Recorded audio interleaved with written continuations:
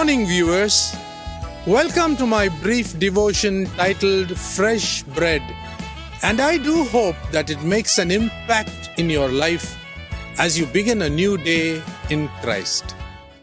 Daniel the teenager, one of the princes in the line of King Hezekiah, was taken captive and exiled to Babylon. It was during the evil regime of King Nebuchadnezzar that Daniel was taken with no hope for a bright future as a stranger in a strange land.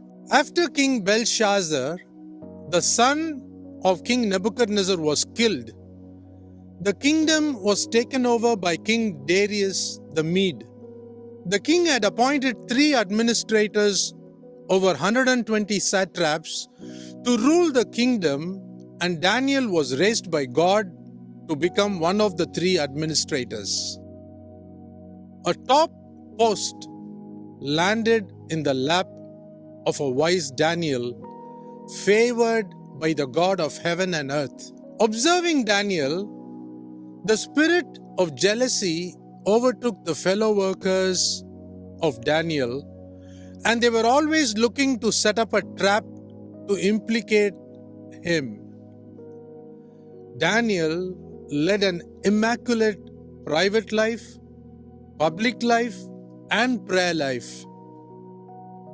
Complaining to the king that Daniel breached the law set by the king, Daniel was commanded to be thrown into the lion's den as a punishment for giving importance to prayer. The king was not very happy, but he was helpless. The next morning, when King Darius found that Daniel was alive and was not harmed by the lions, the king happily ordered Daniel to be lifted up from the lion's den, and God, the King of this universe and the King of kings, to whom Daniel prayed 3 times a day, could not but save Daniel from the mouth of the hungry lions, thus glorifying the unseen God of heaven and earth. Because Daniel trusted in his God, he was saved. A little later, King Darius sent a decree to every part of his kingdom, asking people to fear and honor the God of Daniel. In chapter 6, verse 26, he wrote, "For he is the living God, and he endures forever. His kingdom will never be destroyed, and his dominion will never end." What a testimony to the unseen God of Daniel.